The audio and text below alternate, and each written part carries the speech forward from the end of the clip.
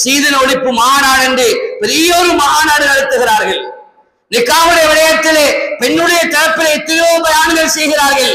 ஆனால் நிக்காவுடைய வைபவம் என்று வரும் பொழுது நான் நினைத்தது மாதிரி, நான் சொன்னது மாதிரி எல்லாம் செய்யலாம் என்பதை நினைக்கிறார்கள். கண்ணியமானவர்களே, எங்கேயும் இல்லை. இன்றைக்கு நாம பார்க்கிறோம், வேற ஊர்ல மதுரோடி கல்யாணம் செய்யறாங்க. கல்யாணத்துக்கு முன்னால ஒரு கல்யாணம், அதுக்கென்று ஒரு உடுப்பெடுக்கிறாங்க, அதுக்கென்று பெரிய செலவழிக்கிறாங்க. மதுரோண்டி கல்யாணம் எங்கேயும் இல்லை. அதுக்கு முன்னால செப்பு கட்டணும், அப்படி செய்யணும், இப்படி செய்யணும் என்று இஸ்லாத்தில் எங்கேயும் இல்லை. சஹாபாக்களுடைய வாழ்க்கையில, தாபிஈன்கள், தபோ தாபிஈன்களுடைய வாழ்க்கையில அப்படியான வாழ்க்கைகளை கண்டுகொள்ள முடியாது. ஸல்லல்லாஹு அலைஹி வஸல்லம் அப்படி காட்ட இல்லை வாழ்க்கையில. இதெல்லாம் எங்களுடைய ஊருடைய கலாச்சாரம். நாங்க நினைக்கிறோம் இது நான் செய்யறது சரி என்று இல்ல. இஸ்லாத்துக்கு மாற்றமாக செய்யும் பொழுது அல்லாஹ்வுடைய கோப பார்வைகள் அந்த விடயத்திலே உண்டாகும் என்பதை மறந்துவிடக் கூடாது. இஸ்லாம் ஒன்றை சொல்ல, நாம் இன்னொன்றை செய்யும் பொழுது அல்லாஹ்வுடைய கோபம் உண்டாகும் என்பதை மறந்துவிடக் கூடாது. எனவே கண்ணியமானவர்களே, எனவேதான் மாப்பிள்ளை பார்க்கிறதே, பொன் பார்க்கிறதே நாங்கள் அதை லேசான முறையில் அமைச்சுக் கொள்ளணும். பெண்ணை பெற்றவர்கள் அத்தனை பேரும் குற்றவாளிகள் அல்ல. என்ன பொம்பளை பிள்ளையை பார்க்கறதுக்கு ஒருவர் சொல்றாரு, 10 மாப்பிள்ளை வந்து வைத்துட்டாரு, ஆனா இதுவரைக்கும் யாரும் ஓம் என்று சொல்ல இல்லை. ஆனால் கல்யாணத்தை விட கூடுதலாக செலவழிச்சுட்டேன் என்று சொல்றார். கண்ணியமானவர்களே, அதெல்லாம் என வாழ்க்கையில, என மார்க்கத்தில் இல்ல. பெண் பார்க்கிறது, மாப்பிள்ளை பார்க்கிறது, அந்த 2 பேரும் மட்டும்தான் பார்க்கலாமே தவிர வேற யாரும் பார்க்க கூடாது என்பதை இஸ்லாம் சொல்கிறது. கண்ணியமானவர்களே, அதுவும் நேருக்கு நேராக பார்க்க வேண்டும். போட்டோல பார்க்கிறது பொண்ணு இல்ல. இன்னைக்கு சிலர்கள் பொன் பார்க்கிறேன்னு வரும்பொழுதே அதை மேக்கப் பண்ணி சோடிச்சு ஒரு பொம்மையை போல வச்சிருக்கிறாங்க. ஒரு நாள்ல வெள்ளையாக கிரீம் இருக்குது, ஒரு நாள்ல 3 நாள்ல ஒரு வாரத்துல வெள்ளையாகக்கூடிய கிரீமை பூசி அப்படியே அந்த பிள்ளைய மாற்றி வச்சிருக்கிறாங்க. சஹாபாக்கள் ஒரு பெண்ணை பார்க்கும் பொழுது அந்த பெண்ணை பார்க்கிற முறையில் சொன்னார்கள். எப்படி எங்களோட வீட்டுல சக்தி பான கழுவுற நேரம் ஒரு பெண்ணுடைய அசல் தோற்றம் எப்படி இருக்குமோ அப்படித்தான் இருக்குமாறு இஸ்லாம் சொல்கிறது. அதே நிலைமையில் அந்த பெண்ணை பார்க்குமாறு வலியுறுத்துகிறது. கண்ணியமானவர்களே, இதை கட்டாயம் பெண்ணை பெற்றவங்க யாராவது நாங்க அங்க போறோம், பார்க்க போறோம் என்று சொன்னால் அதை கட்டாயம் இதை தெளிவுபடுத்திட்டு போங்க. மேக்கப் இல்லாம பொண்ணை காட்ட பாருங்க. பெண்ணுடைய அசல் ரூபம் அங்கே காட்டப்பட வேண்டும்.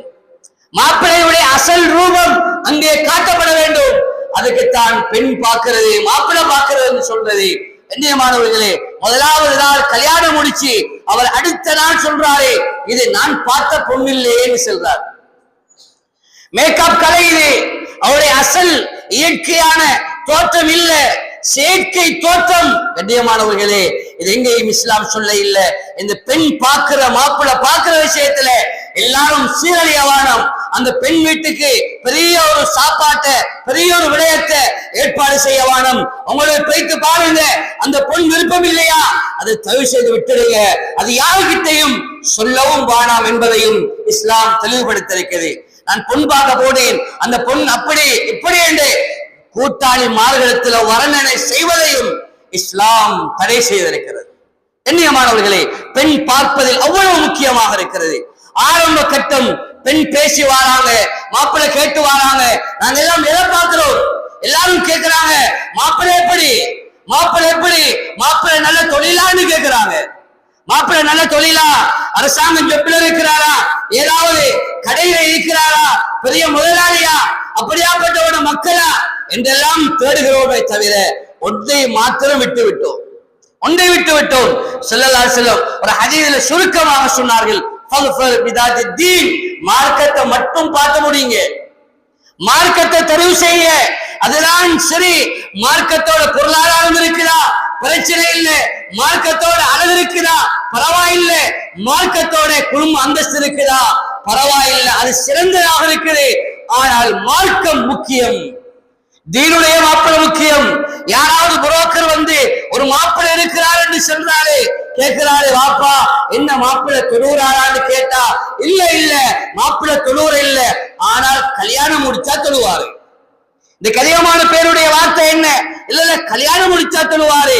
எத்தனை மாமாமார் சொன்னாங்க, என் பொம்பளை பிள்ளை உங்களுக்கு தாரேண்டா 6 மாச காலம் போயிட்டு தொழுவிட்டு வாங்களே, குறைஞ்சது 1 மாச காலம் தொழுவிட்டு வாங்களே என்று சொன்ன எத்தனை மாமாமார் இருக்கிறாங்க.